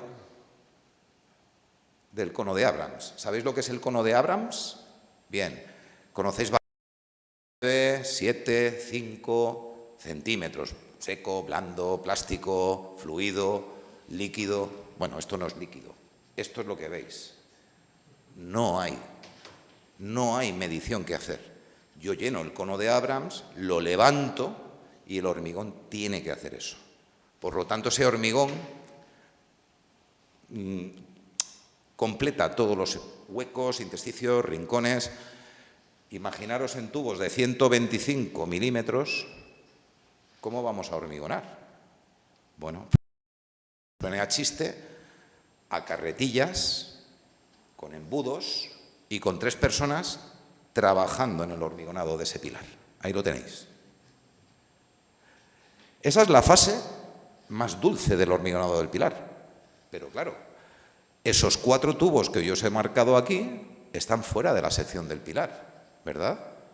¿Y cómo completo yo el hormigonado del pilar? Bueno, pues mediante esos tubitos que veis aquí, ese y ese, que son tubos de 63. Joder, ¿y cómo voy a hormigonar yo a través de un tubo de 63? Es que eso ya no era hormigón. Nosotros el hormigón que habíamos metido fuera, por debajo hacíamos unos moldes donde llegaba al sitio, al encofrado del propio pilar, y los últimos 10 centímetros, 7 centímetros, lo que hacíamos era con un grout, con un mortero exento de retracciones y de alta resistencia, que también es completamente fluido, retacábamos el espacio que me quedaba para completar el hormigonado del pilar. Que también estaban previstos esos pasos en el plano de estructura, por lo tanto en el proceso de ejecución. ¿Vale? Ahí tenéis otro esquema donde veis cómo es la cruceta inicial y cómo la termino envolviendo con un armado en esa transición de los cantos del forjado. Bueno, pues algunos detalles del pilar, completamente armado. Aquí se intuye uno de los taladros, ¿vale? O uno de los pasos preparados. El armado, que cada día tendemos a que el sismo en esta zona penaliza tantísimo y tenemos unos armados ya escandalosos, es complicado, empieza a ser muy complicado armar las estructuras hoy en día. Y ahí tenéis el proceso de la parte dulce, con un cubo y un embudo. Pero aquí, ¿por qué llegaba la grúa? Bueno, en este caso es un toro la que la lleva. Pero había sitios donde no teníamos la posibilidad o estábamos hormigonando 2 o 3 pilares a la vez. Porque imaginaros el número de pilares que os he dicho, esto podía ser un año. O sea, nosotros teníamos que atacar diferentes tajos y a lo mejor había 2 toros o 3 en la obra. Bueno, pues en las zonas más próximas donde me lo permitía, como os he dicho, a carretillas chinas, se llevaba hasta el tajo y lo terminábamos. Y en esta otra foto, esos son los encofrados, estos son los tubos con los que yo he hormigonado de esta manera, y este encofrado lo que me está haciendo es sujetarme ese último golpe de grout que me retaca el espacio que me ha quedado entre el pilar. ¿Me seguís? ¿O es...? Porque yo estoy ahora mismo... ¿Sí? ¿Seguís el rollo más o menos? Vale. Una vez terminado todo el proceso descendente, lo que iniciamos es un proceso ascendente, como os decía, pues tanto la losa de cimentación como completar los forjados que hemos dejado intermedios o a medio hormigonar, tanto -3 como -1, pero ya en una secuencia evolutiva natural. Cimentación, -3, -2, -1, completando espacios y completando forjados donde no los había. De esa manera que os digo, lógicamente los hormigonados del forjado -2 pues tuvo que ser con tuberías que me conducían el hormigón hasta debajo del espacio donde yo trabajaba. ¿Vale? Si veis, antes os he dicho que el nivel del acodalamiento era coincidente con el propio forjado. Los acodalamientos se quedaban embebidos en los forjados, completamente. Incluso este acodalamiento, la parte inferior, que no era una estructura espacial, sino eran 2 vigas, pero me conformaba esa estructura espacial, retirábamos lo que me quedaba fuera del hormigón, pero el resto se quedaba empotrado dentro del propio canto del forjado. Vale, las pantallas tienen, y quiero decirlo aquí para que os familiaricéis con ello, porque probablemente muchos de vosotros os enfrentéis a obras con pantallas. Las pantallas tienen 2 controles más allá de los controles que marca el código estructural en cuanto a la resistencia de hormigones, consistencias, etcétera, que son el de integridad, que yo ahí lo he llamado ensayo cross-hole, y ahora os explicaré, y la instalación de inclinómetros. Antes os he dicho que yo tengo que estar controlando qué pasa con el agua, qué pasa con la contención, qué pasa con la impermeabilización. Bueno, ¿y qué le pasa a la contención? ¿Cómo sé qué le pasa a la contención? Si una pantalla de esa envergadura se mueve 1 centímetro, yo no me he enterado. O sea, yo me voy a enterar cuando empiece a tener una vía de agua, una patología muy severa, pero yo tengo que irme documentando qué le está pasando a la pantalla, porque a medida que yo voy retirando tierra, esos empujes se van incrementando. O sea, dejo de tener confinado con un sólido el hueco y ese empuje empieza a tener una presión que me puede hacer que se me desplome, que me reviente o cualquier otro tipo de patología. Bueno, pues es muy importante que en las pantallas, en la mitad, según los vemos en planta, en la mitad de su recorrido, y aquí se hicieron, me parece, se instalaron 4 inclinómetros. En las tiradas más largas se deja un tubo de aluminio, que es ese, perdón, es este que asoma aquí, se deja instalado y cogido a la propia armadura de la pantalla, de forma y manera que cuando yo tenga esa pantalla hormigonada y yo vaya evolucionando en mi excavación, se hace una lectura cero antes de empezar a excavar, con el nivel del rebaje donde yo trabaje en las pantallas, y esa es la que me va a servir de referencia. Normalmente está perfectamente a plomo. A medida que yo voy excavando, ese empuje empieza a tener más incidencia y me puede desplazar. El cálculo que haya hecho el calculista que acometa este trabajo tiene que tener muy claro cuáles son sus límites. Por lo tanto, esta información, aparte de nosotros como equipo de obra, teníamos, bueno, el propio laboratorio se la remitía también al calculista para que él pudiese comprobar si las deformadas eran tolerables o no eran tolerables. Ahí tenéis una gráfica de un resultado. La lectura cero es esta que veis perfectamente azul aplomada, y a medida que tenemos la primera lectura, pues a lo mejor pasaron 20 días, es la roja. Tenemos una zona pues, con cierta incidencia. Se toma otra lectura a medida que vamos evolucionando, que es la verde, que veis que tiene otro color. Y la azul, que veis a la izquierda del todo, esa es la deformada en uno de los 2 ejes, porque el inclinómetro solo nos va a medir deformaciones horizontales, tanto rasantes a la propia pantalla como perpendiculares a la pantalla. Pues si veis, dentro de la escala de magnitud que tiene ese diagrama, pues es representativa. Si hiciésemos más grande la foto, veréis que el punto de máxima deformada, no sé si son 6 milímetros, pero en cualquier caso son 6 milímetros. ¿Lo tolera o no lo tolera la estructura, la pantalla? Eso no soy yo el que lo debe decidir, eso lo debe decidir y me debe asesorar el calculista que ha estudiado esto, ¿vale? El ensayo cross-hole es un ensayo de integridad del hormigón para intentar tener una garantía de que tenemos una continuidad de hormigón y no tenemos contaminaciones ni coqueras. Bueno, pues no deja de ser un ensayo ultrasónico. En el caso de los pilotes le llaman ensayo de impedancia. Es un único tubo y es una propagación de un ultrasonido en un elemento confinado, como es un pilote. En el caso de las pantallas se hace mediante lecturas cruzadas entre tubos.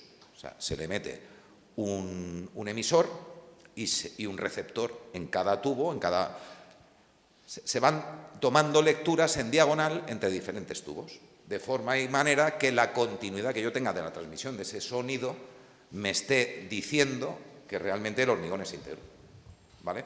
Pero son cosas necesarias y que nosotros, en este caso como arquitectos técnicos, tenemos la obligación de prescribir. O sea, si nosotros no pedimos esto, esto no se va a hacer. So pena que el calculista o el director de obra o proyectista lo haya incluido en su proyecto.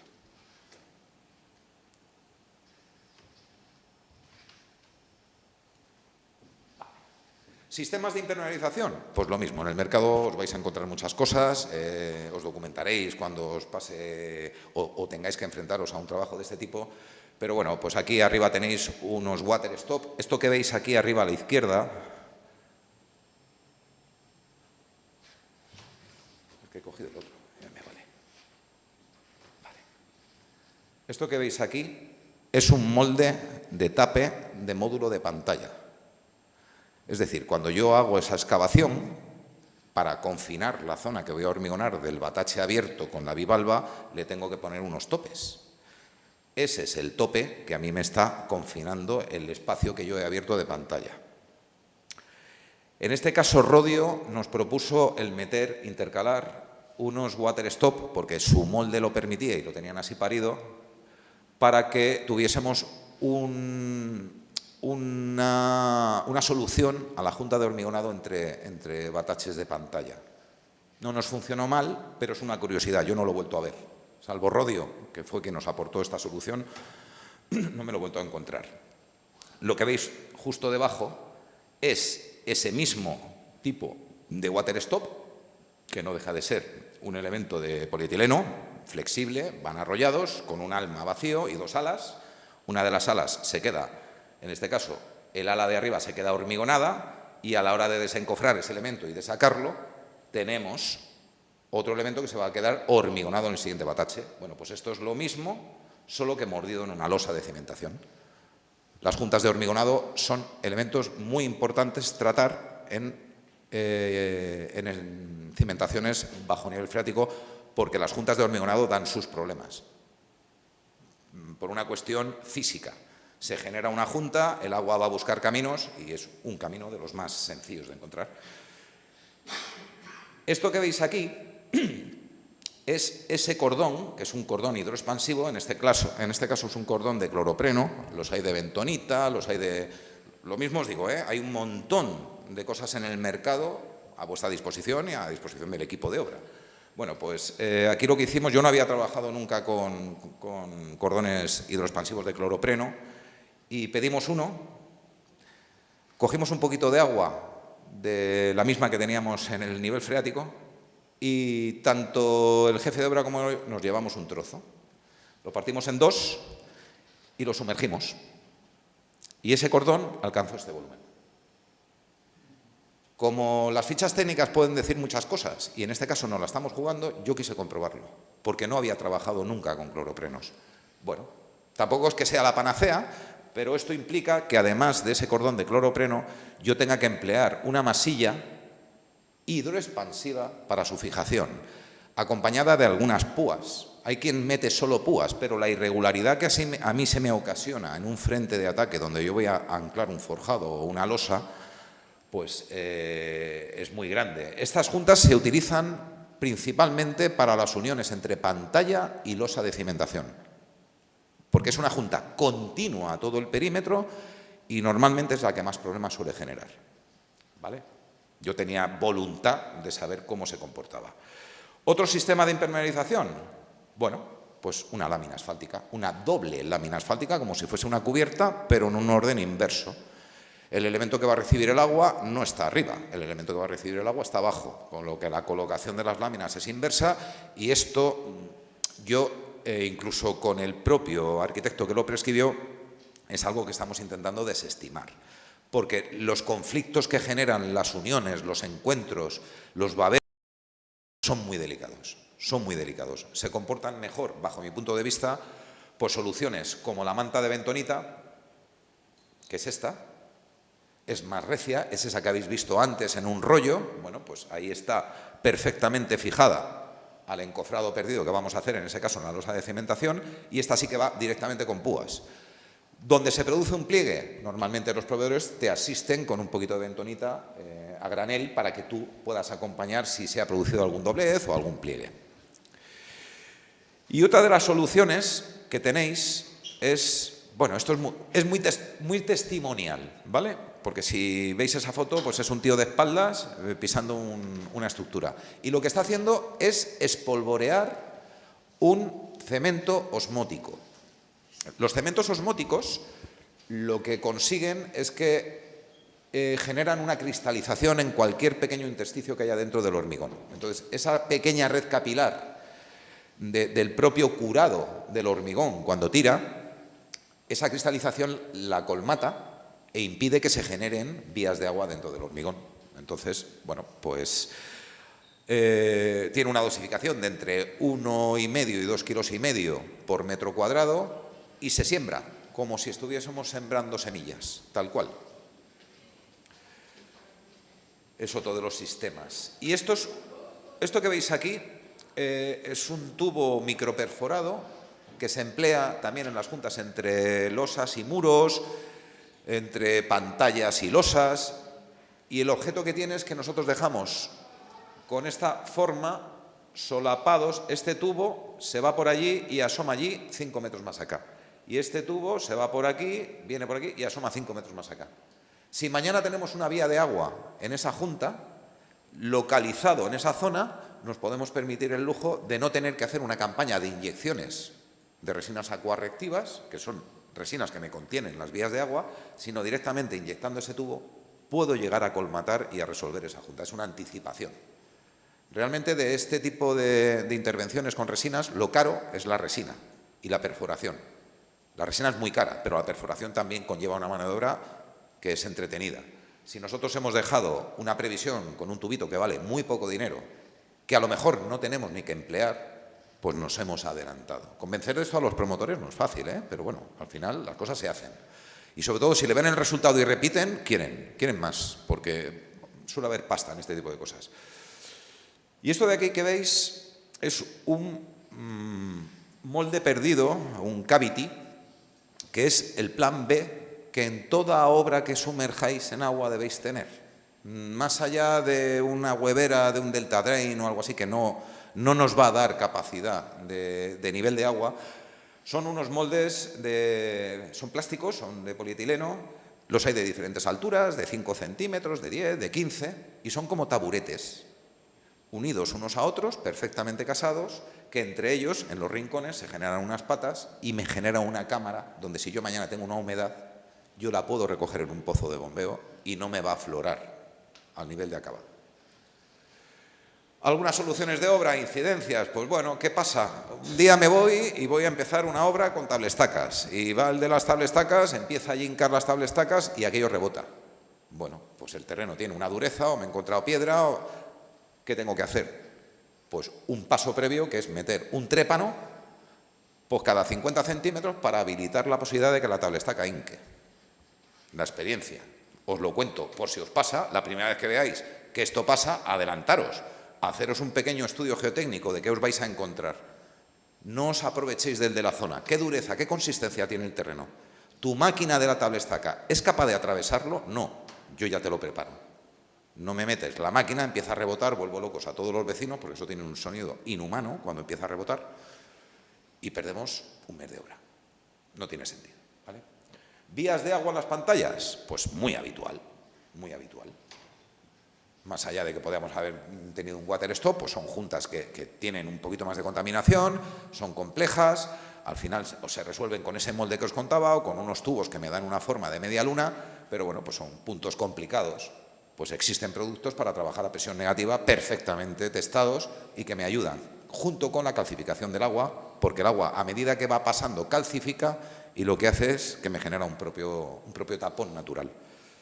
Resulta que tengo 3, 5, 6 pozos de agotamiento, pero no hay un punto que no soy capaz de agotarlo y además no está ni cerca de uno de mis pozos de agotamiento. ¿Qué pasa? Pues mira, había un antiguo sondeo aquí. Tiras de hemeroteca, no lo encontramos, el propietario del solar lo había arrancado y a través de un sondeo de un tubo de 6-7 centímetros se nos generó un alien. Nosotros cuando llegamos al fondo de excavación y sacando agua desde 6 puntos, teníamos un manantial que no éramos capaces de contener. Era imposible contenerlo. Y es esa imagen que veis ahí. Tuvimos que traer una bomba extra, más allá de nuestros well points, una bomba de 6 u 8 caballos, para agotar ese agua y de urgencia tirarnos a meter un pequeño tubo drenante que nos iba a servir de agotamiento de ese punto extra, y la bomba que más caballaje, más potencia tenía en la obra fue un imprevisto. Pero bueno, tuvimos la fortuna de, entre todo el equipo, y esto generó bastantes reuniones entre jefe de obra, director de ejecución, otros responsables, el geólogo, el calculista, aquí nos implicamos todos y pudimos salvarlo. Pero sí que nos condicionó todo el resto del acompañamiento del cierre de la cimentación, nos lo generó un condicionante importante ese punto. Aquí tenéis un resto de unas inyecciones acuarreactivas hechas aquí en Alfonso X. El comportamiento del espolvoreo que se empleó en Alfonso X fue muy bueno, pero sí que tuvimos en el encuentro entre losa y pantalla pues algunos puntos. Bueno, pues se hizo una campaña de inyecciones acuarreactivas y lo pudimos resolver. Esto os lo he contado antes. Aquí pasa algo, ¿verdad? Aquí pasa algo. Esa falla me está indicando algo.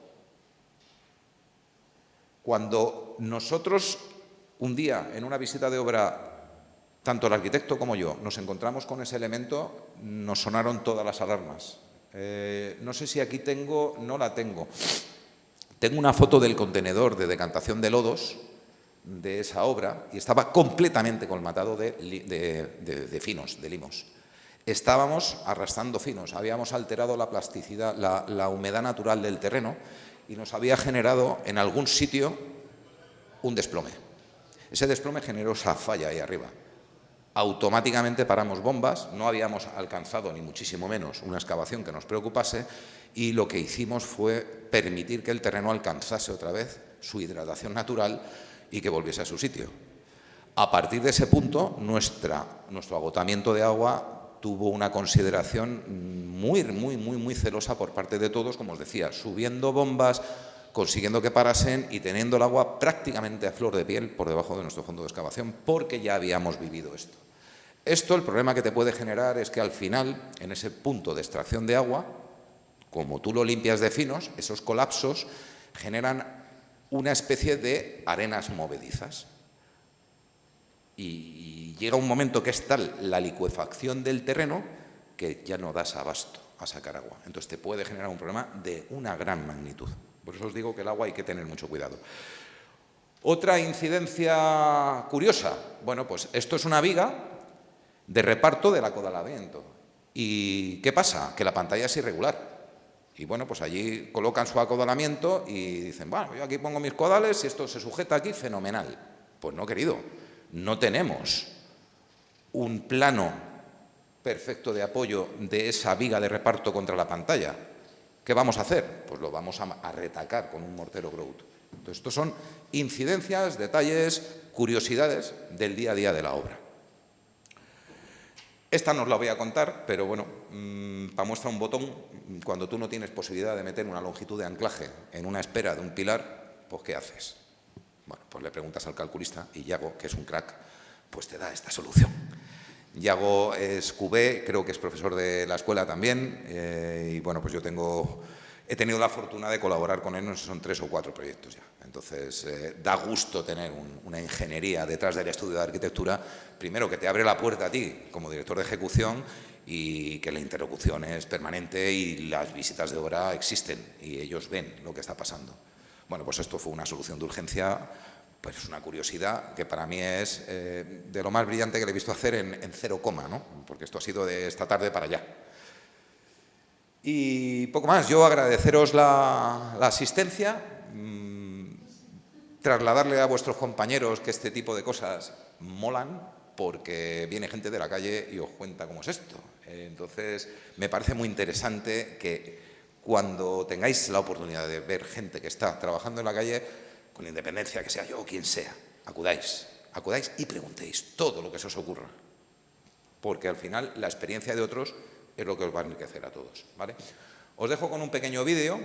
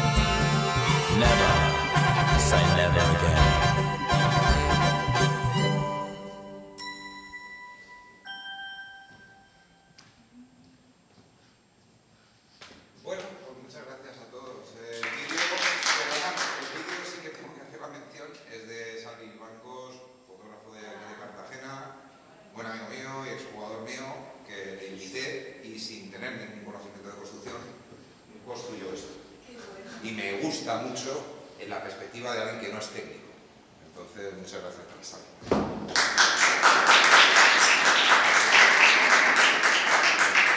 Muchas gracias, Javi. Si alguien quiere hacer una pregunta, es el momento, y además tiene que ser como muy ágil. Sí, perdonad porque me he dorrado una barbaridad, ¿eh? Algunos me encargan alguna de todas formas. Creo, Javier, si no tu correo electrónico y que te escriban los chavales, que seguramente estarás más que encantado de contestarles. No hay una pizarra, no tengo. Sí, mira, tiza, aquí, y pizarra, verde, hacemos luz.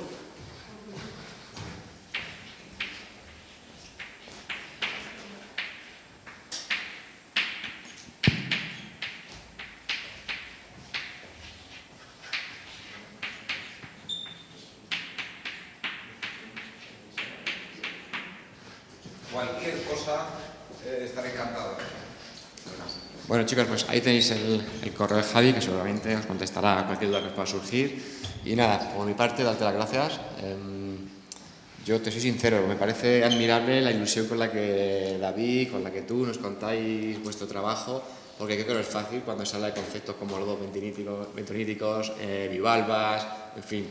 Creo que los arquitectos en ese sentido tenemos otros conceptos que no es que no tengamos conceptos técnicos, pero introducimos otros adicionales espaciales, energéticos, iluminación y demás, que nos permiten a lo mejor escaparnos de cuestiones más áridas, pero que es verdad que vosotros manejáis muy bien con ellas y bueno, obviamente la vocación se percibe, y solo espero que la visita de los invitados no solamente aprendan, sino que les transmita esa ilusión, porque creo que es fundamental que estos chicos se empiecen a ilusionar con lo que van a hacer, que va a ser su día a día, y no es un día a día fácil, pero bueno, creo que si Javi y compañeros de profesión son capaces de transmitirlo con esa ilusión, es buena señal. Así que nada, muchas gracias y ya sabes que estás en tu casa.